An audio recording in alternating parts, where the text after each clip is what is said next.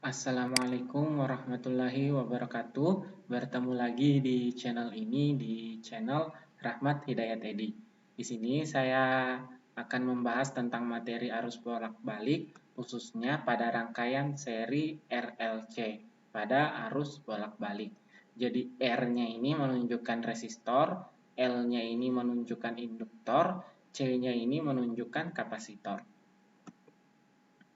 Nah, ketika tiga komponen ini dipasang secara seri pada sumber tegangan arus bolak-balik, persamaan arusnya itu adalah I maksimum kali sin omega T. Nah, kemarin kita sudah mempelajari bahwa kalau tegangan pada kapasitor itu sefase dengan arusnya. Nah, kalau tegangan pada induktor itu lebih dahulu 90 derajat dibandingkan arusnya. Sedangkan kapasitor arusnya itu lebih dahulu 90 derajat dibandingkan tegangannya. Jadi, tegangan pada induktor dan kapasitor itu saling berlawanan arah. Nah, kalau kita buat arusnya itu di sumbu X secara keseluruhan, maka tegangan dari kapasitor dan induktor itu saling mengurangkan karena ini berbeda fase sebesar 180 derajat. Jadi ini merupakan diagram fasor arus dan tegangan pada rangkaian C. Jadi ini adalah diagram fasor arus dan tegangan pada rangkaian seri RLC.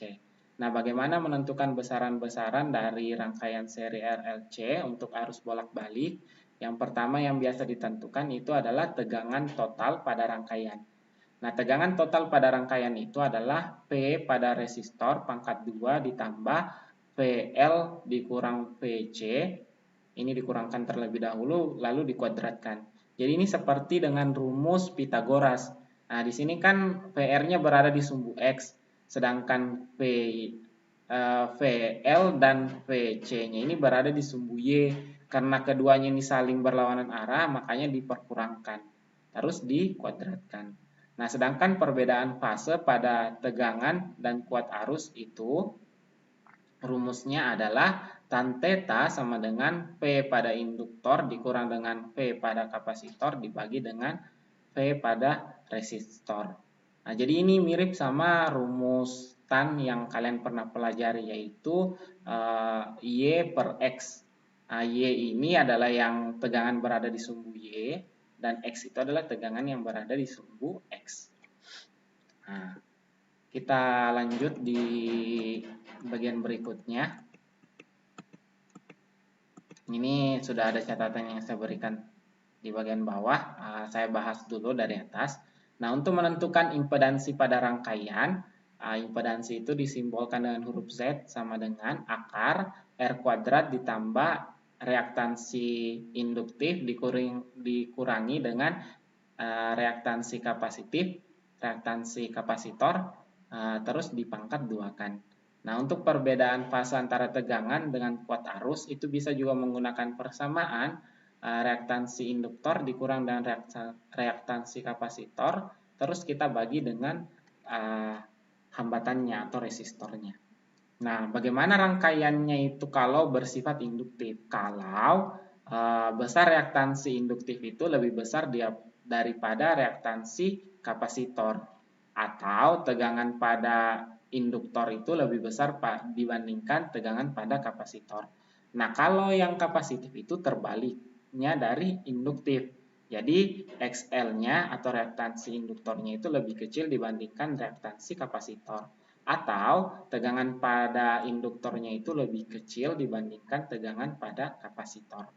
Nah, kalau yang bernilai sama antara reaktansi induktor dengan reaktansi kapasitor, atau tegangan pada induktor itu sama dengan tegangan pada kapasitor, itu disebut dengan rangkaian resistif. Nah, rangkaian resistif ini biasa juga disebut dengan rangkaian resonansi, di mana frekuensinya itu menyebabkan nilai dari reaktansi kapasitor dan reaktansi induktor itu bernilai sama. Jadi reaktansi induktor kan itu rumusnya omega kali L, sedangkan reaktansi pada kapasitor itu adalah 1/omega C. Nah, jadi kalau saya pindah ruaskan ini omeganya dan C-nya ini ke sebelah kiri, jadi omega kuadrat dikali L dikali C sama dengan 1. Jadi kalau omega kuadrat sama dengan 1/LC. Atau ini kan omega itu 2πf, terus kuadratnya saya pindah ruaskan. Jadi 2πf sama dengan akar 1/LC. Atau frekuensinya itu sama dengan 1/2pi akar 1/LC. Jadi ini ada mirip-miripnya juga dengan frekuensi pada gerak harmonik sederhana. Nah, ini kan kalau gerak harmonik sederhana itu 1/2pi akar, misalnya kalau pegas itu K/M, kalau bandul itu G/L. Nah, kalau yang di arus bolak-balik yang di dalam akar itu adalah 1/LC, seperti itu. Nah, untuk penentuan daya pada rangkaian seri RLC, penentuan daya rata-ratanya itu adalah 1/2 V maksimum dikali I maksimum kali cos theta. Nah, kalau kita menggunakan V efisien dan tegangan efisien dan arus efisien, jadi rumusnya seperti ini nih. V efisien kali I efisiensi kali cos theta. Nah, kenapa bisa berubah seperti ini? Kan V maksimum itu, V efisien itu adalah Vm kali akar dibagi akar 2. Kalau ini bukan efisien ya. Tegangan efektif dan arus efektif. Jadi tegangan efektif itu adalah V maksimum dibagi akar 2. Kalau arus efektif itu adalah arus maksimum dibagi akar 2. Nah, kalau ini diperkalikan jadi hasilnya itu adalah 1/2 Vm kali M. Jadi yang ini suku 1/2 Vm IM ini sama dengan V efektif kali I efektif. Seperti itu. Nah, cos theta ini adalah faktor daya yang berada pada rangkaian arus bolak-balik. Jadi ini cos theta-nya itu adalah R dibagi Z. Nah, R itu adalah besaran yang berada di sumbu X kalau kita perhatikan di diagram fasor tadi. Sedangkan Z ini adalah sisi miringnya.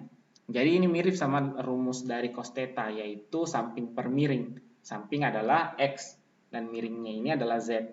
Atau kalau kita pakai tegangan, berarti tegangan pada resistor dibagi dengan tegangan pada keseluruhannya, atau bisa disebut juga tegangan pada sumber. Jadi itu adalah rumus penentuan cos theta. Nah, kenapa ini saya tuliskan max kalau bernilai resistif? Ya, ini bernilai maksimum kalau bernilai resistif.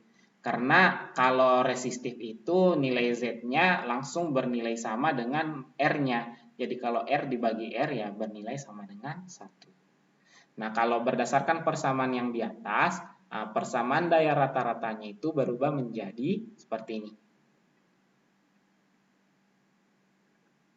Kira-kira bisa mengerti? Nah, ini kan V efektif kali I efektif itu sama dengan I kuadrat kali Z. Nah, kenapa bisa I kuadrat kali Z? Nah, ini V efektif itu, kalau kalian lihat persamaan yang sebelumnya, V efektif itu adalah arus dikali impedansinya. Nah, kalau arus dikali dengan impedansinya, berarti arusnya sudah menjadi kuadrat. Nah, dikali impedansi dikali cos theta. Sedangkan Z kalau dikali dengan cos theta, ini Z kalau kita kali dengan cos theta, nah itu bernilai sama dengan R-nya. Nah, seperti itu. Jadi, daya rata-rata itu rumusnya adalah I kuadrat kali R. Dengan I ini adalah arus. Arus yang digunakan di sini adalah arus efektif.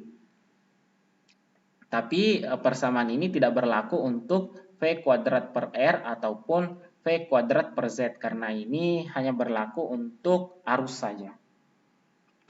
Seperti itu. Untuk penjelasan soalnya mungkin kita bahas di video yang lain. Jadi cukup sekian untuk video kali ini. Terima kasih atas perhatiannya. Mohon dukung channel ini agar channel ini tetap bisa bertahan demi untuk mencerdaskan kehidupan anak-anak calon penerus generasi kita. Terima kasih. Assalamualaikum warahmatullahi wabarakatuh.